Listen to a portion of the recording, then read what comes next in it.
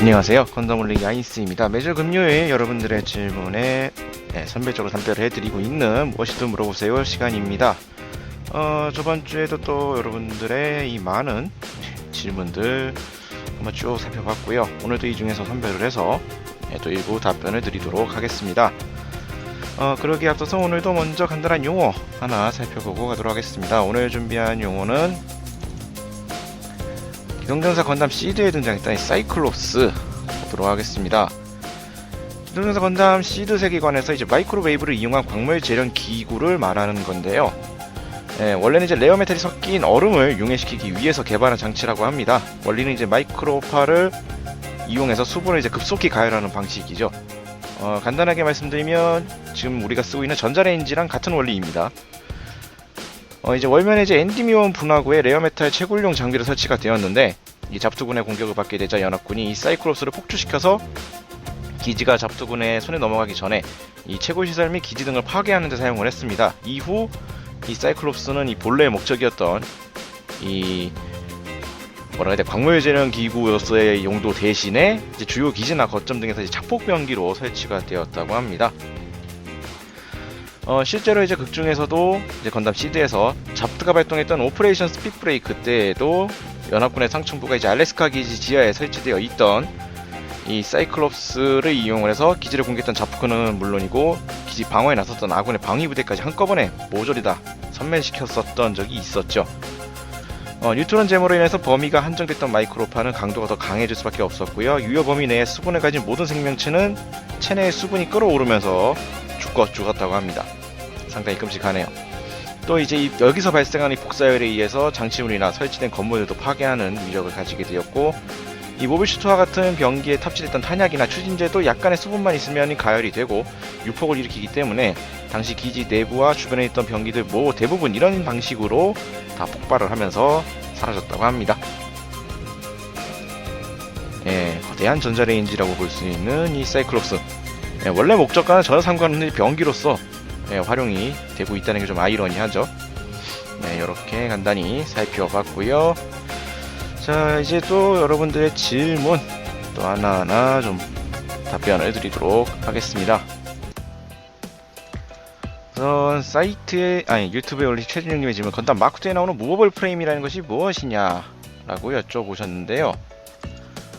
자, 이미지가 조금 위치가 다르게 나왔는데, 무버블 프레임, 1년 전쟁 이후 지원계 기술과 연방계 기술을 융합하는 과정에서 연방군이 독자적으로 고안해낸 새로운 개념의 프레임 기술을 말합니다. 1년 전쟁 당시까지의 모빌슈트들은 대부분 이제 모노코크 구조를 가지고 있었는데요. 이 모노코크라는 거는 기체의 중량을 기체의 장갑과 일체화된 프레임이 지탱하는 구조로서 기체의 중량을 장갑으로 버티기 때문에 이 장갑의 파손이나 관절 부위의 존재에 따라서 내구성이 저하되는 결점이 있었습니다. 굳이 이제 비슷한 예로 따진다고 하면은 일반적인 HG 건프라 같은 느낌이라고 보시면 될 것 같아요. 이렇게 뼈대, 지금 알고 보시는 것처럼 이런 뼈대 형태를 만드는 게 아니라 기체의 장갑 통째로 이렇게 이루어져 있다 라고 보시면 비슷하게 좀 이야기가 될 것 같은데, 아무튼 이런 모노코크 구조 모빌슈트가 중량이나 충격이 장갑과 일체화된 프레임을 타고 기체 전체로 확산이 되기 때문에 이 장갑과 장갑 사이에 틈새가 있을 경우에 충격이 제대로 분산이 되지 않습니다. 이런 것들은 이제 현실에서 쓰고 있는 이 모노코크 구조와 동일하다고 하고요. 다만 이제 이 모노코크 구조는 충격이 분산이 되기 때문에 내구성이 뛰어나고 또 통짜로 제작이 되기 때문에 생산에 들어가는 공정과 비용을 절감할 수 있었다는 게 또 장점이었다고 합니다. 하지만 이제 무버블 프레임은 이런 모노코크 구조의 결점을 극복하기 위해서 개발된 설계 방식으로서 장갑과 프레임의 기능을 아예 분리를 시켜놨습니다. 이제 무버블 프레임에는 이제 장갑과 프레임이 일치되어 있지 않고요. 기체의 중량은 기체의 프레임이 지탱을 하게 됩니다. 또 이 프레임에서 분리된 장갑은 기체의 움직임에 연동되어서 어느 정도 위치를 바꿀 수 있기 때문에 관절부의 움직임이 크게 개선이 되었고요. 이것 덕분에 이제 가변형 모빌슈트의 설계가 가능을 해졌죠. 프레임과 외부 장갑이 따로 놓을 수 있게 되었기 때문에. 따라서 이제 무버블 프레임의 개량 이전에 설계된 것을 제외한 대부분의 가변형 모빌슈트들은 이 프레임을 바탕으로 제작이 되었습니다. 구조상으로는 기존 모노코크 프레임보다 무게가 더 나간다는 문제점이 있긴 하지만 이런 문제점 극복을 하기 위해서 더 가벼운 장갑 재질을 발견하게 되고요. 그렇기 때문에 이런 단점들은 또 역시 해결이 됐습니다. 진짜 프라모델로 딱 말씀을 드리자면 이제 MG나 IG처럼 안에 프레임이 들어가는 것이 이제 무브 프레임 구조라고 보시면 되겠고요. 기존의 이제 뭐 무등급 시리즈들 이런 애들 방식을 이제 기존의 모노코크 방식이라고 보시면 약간 비슷하게 말할 수 있지 않을까 싶네요. 뭐 요렇게 말씀드릴 수가 있겠고요. 자, 다음 저 유튜브에 강명철님의 질문. 건담 못지않게 박스아트도 멋지게 나오는데 박스아트를 그린 일러스트레이터의 이름을 달 수 있을까요? 라는 질문이었습니다. 이 박스아트를 그린 일러스트레이터의 이름은 박스 측면에 바코드가 그려져 있는 부분에 보시면 누가 그렸는지가 나와 있어요. 저희가 지금 박스를 옆부분에 뭐 스캔했거나 그런 데이터가 없기 때문에 지금 뭐 누가 그렸는지 파악을 하는 건 조금 어렵습니다만 어디에 있는지는 여기서 확인할 수가 있거든요. 지금 이제 저희 예전 리뷰에 썼던 방식인데 이렇게 박스 측면부에 보시면 이 바코드가 나와 있는 쪽에 이게 좀 화질이 좀 안 좋지만 자 요렇게 당겨 보면은 요 윗부분에 일러스트 해갖고 누구라고 이렇게 적혀 있습니다. CG 작업을 누가 했다라고 그 이제 펜네임이라고 할까 그게 적혀 있는 부분이 있어요. 그 부분을 찾아서 보시면 이 박스 아트는 누가 그렸구나 라는 걸 아실 수가 있습니다. 더 알려드리고 싶지만 저희가 가지고 있는 게 없어서 그렇다라는 거 알아두시면 될 것 같고요. 다음 유튜브의 오동우님의 질문. 1년 전쟁 중 지구권 전투 애니메이션에서 08 소대쪽 여기 빈무기보다 실탄 무기를 많이 사용한 이유가 따로 있느냐, 단순한 보급 문제였느냐, 그리고 08 소대에서 6전의 짐 스나이퍼2가 롱레이지 라이플을 별도로 연결한 이유가 출력 때문인 것이냐 아니면 다른 이유가 있는 것이냐, 이런 질문들을 해주셨는데 좀 살펴보도록 하죠. 일단 실탄이 많이 쓰인 이유, 실제로 이제 머신건 계열 이런 무장들을 많이 썼는데 6전의 건담을 예로 들어서 설명을 보면은 일단 RX-78 건담에 탑재됐던 제너레이터와 유사한 고출력 제너레이터를 채용했기 때문에 빔 라이프도 시험적으로 채용을 했었다고 합니다. 하지만 이 습도가 높은 정글의 지형적 특성 때문에 빔 에너지의 감소율이 컸다고 하고요. 그리고 당시에는 이제 빔 라이플의 생산성도 좋지 않았기 때문에 오히려 취급이 간편하고 지용군의 양산형 모비슈터였던 이 자쿠 상대로도 좋은 성능을 발휘했던 실탄 병기가 자주 이용이 되었다고 합니다.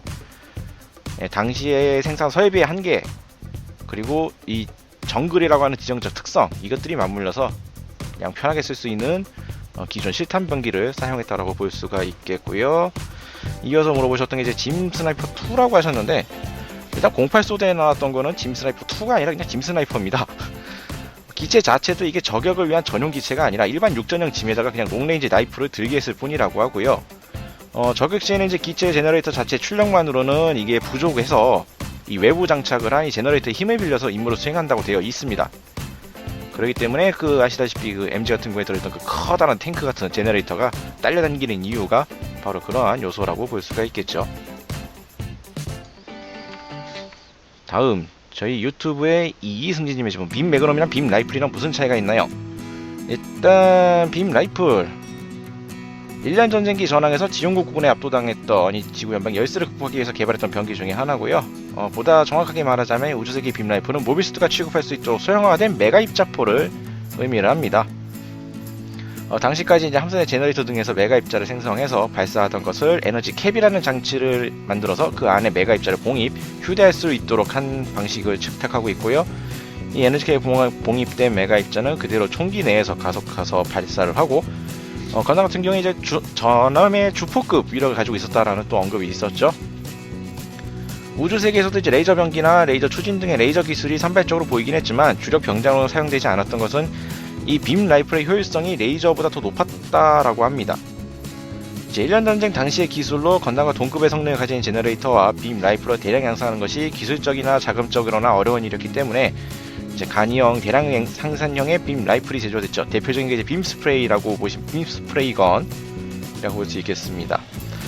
다만 이제 제2차 네오지온 항쟁 역습의 샤아 때 이 뉴건담의 에너지 캡이 1년 전쟁 당시 기술이었던 빔 라이플 본체에 저장하는 에너지 팩 방식을 사용을 했는데 이때는 이제 에너지 압축 효율이 더 높아졌고 빔이 이제 계속 왔다 갔다 하는 이 전쟁터에서 에너지 팩을 일일이 교환해주지 않아도 되는 효율성을 또 발휘해줬기 때문에 잘 써먹을 수 있었고요. 여기에 반해서 이제 빔 매그넘은 뭐 형태는 대부분 이제 통상의 빔 라이프가 딱히 다를 바가 없지만 이 매그넘이라는 이름처럼 이제 4발 분량의 메가 입자를 한 발에 압축을 해서 발사를 하고 있습니다. 거의 이제 한 발당 한 발 1대4의 비율이죠, 따지면. 빔 매그넘 한 발이 빔 라이플 4발. 고위력이기 때문에 모빌 슈트 사이즈보다 이제 모빌 아머 등의 대형 기체에 대해서 효과적으로 사용할 수 있었고요. 또 장점만 있는 무기는 없듯이 이 강력한 화기의 대가로 통상의 빔 라이플이라면 4발 쓸 수 있는 에너지 캡을 빔 매그넘 한 발에 다 써버리는 것 때문에 연비가 상당히 나쁘고 장탄수가 심하게 적은 단점을 가지고 있습니다. 이런 단점을 가지게 된 이유는 또 당시 에너지 캡 제조 기술의 한계상 하나의 에너지 캡에는 4발 분량의 메가 입자만 발생이 가능했기 때문에 한 번 쓸 때마다 이제 사용 용량이 좀 제한이 컸죠. 그리고 카트리지 같은 경우에 에너지 캡을 이게 5개씩 묶었던 것처럼 사용했기 때문에 또 이것도의 한계점이 또 명확하게 발생을 했습니다. 파괴력은 높였지만 에너지 소모 효율이 극단히 떨어지는 그런 무장이라고 보시면 될 것 같고요. 다음 유튜브의 문태형님, 시드 쪽에는 이제 파워라는 명칭이 에너지에 쓰이던데 그 파워 에너지원은 무엇이냐? 이거 때문에 좀 찾아보긴 했는데 일단 초기 GAT 시리즈 스트라이크 계열들 얘네들 같은 경우에는 이제 에너지원에 대한 자세한 내막이 나온 게 없습니다. 일단 시대 상황상 뉴트론 제머 캔슬러로 인해서 기존 건담들에서 많이 썼던 뭐 연락학력, 핵융합 엔진이나 등등 이런 핵 관련 엔진이 아닌 다른 형태의 이제 제너레이터를 사용했을 것으로 보이는데 이 뭐 정확한 동력원이라든지 이런 거에 대한 명시가 전혀 없어요. 아무리 찾아봐도 나오는 게 없더라고요. 그냥 출력이 뭐 몇 와트다 뭐 이런 식의 자료는 있었지만 동력원에 관한 설명은 없습니다. 이제 에너지 팩 같은 거를 뭐 사용한다라는 정도의 언급만 있었을 뿐이고, 이제 시드 후반부에 프리덤을 시작으로 했던 이제 뉴트론 제머 캔슬기 같은 경우에는 이제 핵동력을 사용한다, 핵융합 엔진을 사용한다 뭐 이런 형식의 핵동력을 쓴다는 이런 명시는 있었습니다만 초기 GAT 시리즈에 대해서는 없다라는 거, 제가 못 찾은 걸 수도 있겠지만 그렇다라고 말씀드릴 수 있겠고요. 다음 저희도 유튜브에 조기범님의 질문, 유니콘 건담 형식 번호가 RX0, 뭐 극중에서 처음 만들어진 건담이라고 했잖아요. 그래서 퍼스트 건담은 유니콘 다음에 만들어진 건가요? 그래도 유니콘 건담이 먼저 만들어졌던 뭐 1년 동안 어디 있었나요? 라고 하시는데 뭔가 심한 오류를 안고 계시네요. 일단 유니콘이 처음 만들어진 의미라는 건 아마도 이제 풀 사이코 프레임으로 제작된 최초의 모비슈트라는 의미겠죠. 절대 이게 뭐 전체 건담에서 처음 만들어졌다라는 건 있을 수가 없는 얘기고요. 형식 번호 관해서는 이제 퍼스트 건담이 유니콘보다 먼저 나온 기체라는 점은 명확합니다. 퍼스트 건담 이제 우주세기 78년에 개발이 됐고 유니콘은 96년에 개발이 된 기체예요. 시기상으로도 거진 20년 뒤에나 나온 기체입니다. 뭐 형식 번호 특성상 뭐 RX0, RX78 숫자 크기가 뭐 작은 것 빠르다고 해서 먼저 나온 기체가 아니고요. 처음 개발됐던 이제 RX78 이후 형식 번호가 좀 격변을 받습니다. 일단 모비슈트가 1년 전쟁 이후 급속히 보급되면서 그리고 또 기체 종류가 또 증가하게 되면서 형식 번호가 엄청나게 복잡하게 됩니다. 그래서 이제 새로운 형식 번호 통일 방식이 지정이 되는데, 그래서 시작기를 RX 다시 뭐 숫자로, 양산기는 RMS 다시 숫자 형태로 이렇게 새로 통일된 번호들이 쓰였습니다. RX 제로로 되어 있는 거에 대해서는 좀 찾아봤는데 왜 그렇게 형식 번호가 지어져 있는지에 대해서는 못 찾았고요.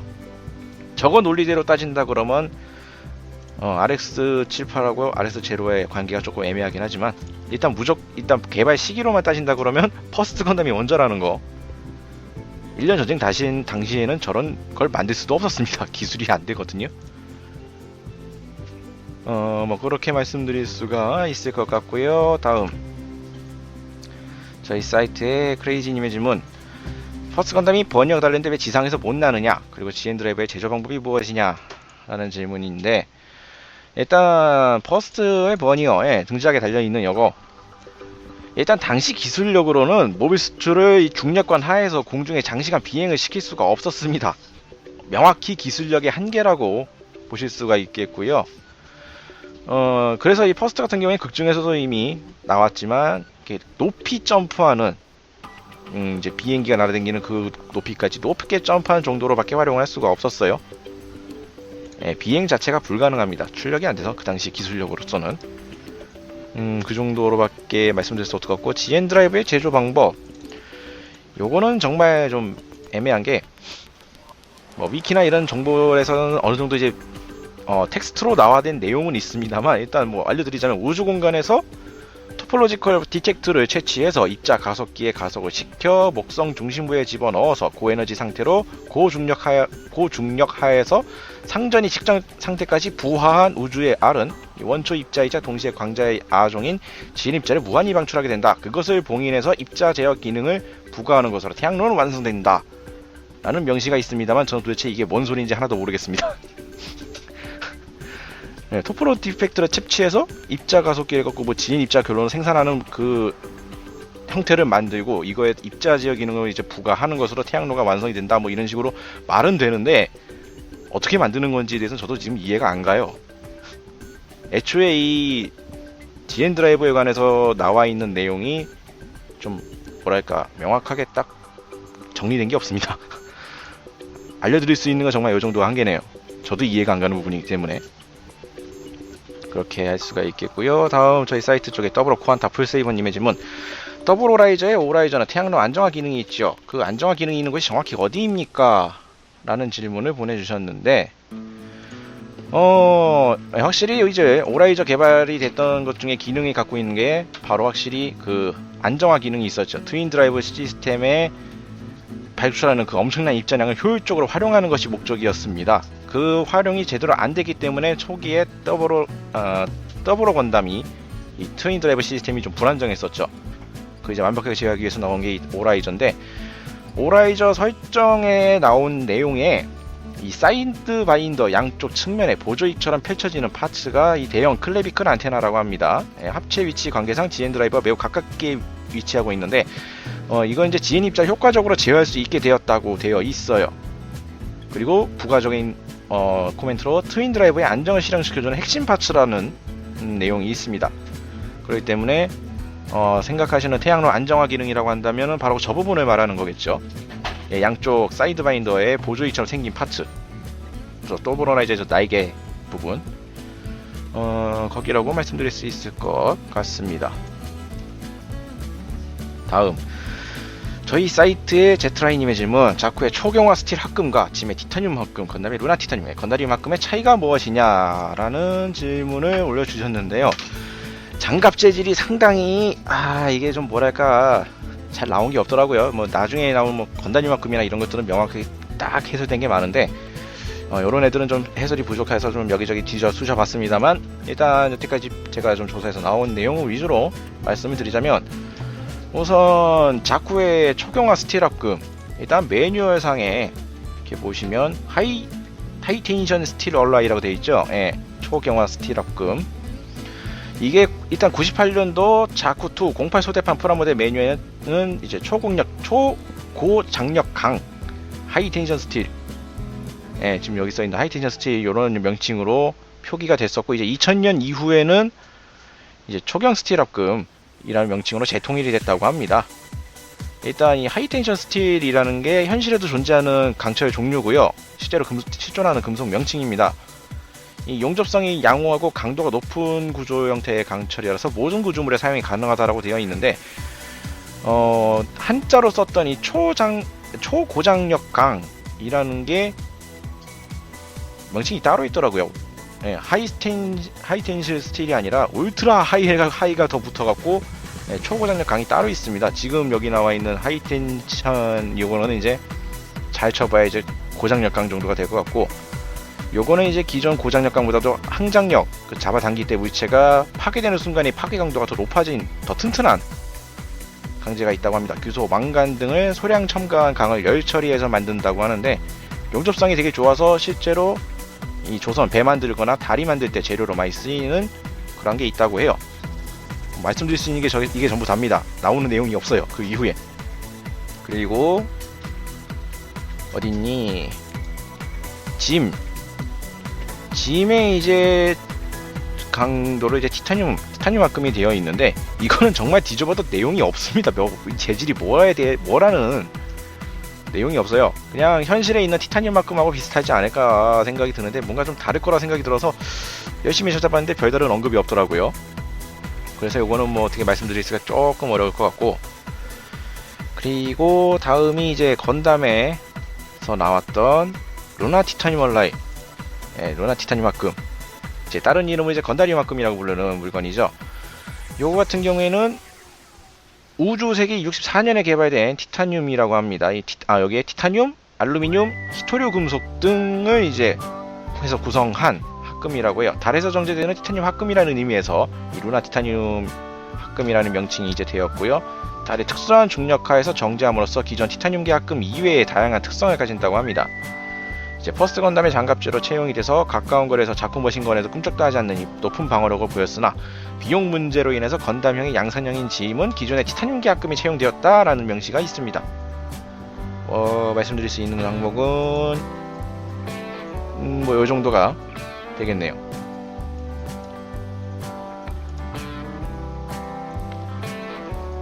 자, 이렇게 해서 오늘 준비한 무엇이든 물어보세요 내용은 여기까지입니다. 이제 다음 주면 설 연휴죠. 그래서 다음 주 올라갈 이 무엇이든 물어보세요에는 여러분들의 질문들을 받아서 하는 게 아니라 그동안 상당히 많이 물어보는 내용들이 있습니다. 항상 보시면은 이게 질문 중에 공통되는 내용들이 종종 있거든요. 근데 제가 답변을 안 해드리거나 피하거나 그런 내용도 좀 있는데, 그런 것들을 조금만 모아서 뭐 특집 비슷하게 그런 내용들을 다뤄서 진행을 하려고 합니다. 그렇기 때문에 여러분들의 또 질문은 다다음 날짜로서는 이제 27일이 되겠죠. 27일 때 또 여러분들의 질문에 모아서 답변을 드리도록 하고요. 다음 주에는 여러분들의 질문 중에 그동안 나왔었던 중에 끊임없이 물어보시는 이 뻔한 내용들 좀 모아서 그것만 좀 중점적으로 다루는 형태로 한번 해보도록 하겠습니다. 자, 오늘 무엇이든 물어보세요는 여기서 마치도록 하고요. 다음 주에 또 준비해서 찾아뵙도록 하겠습니다. 지금까지 시청해주신 분들 감사합니다.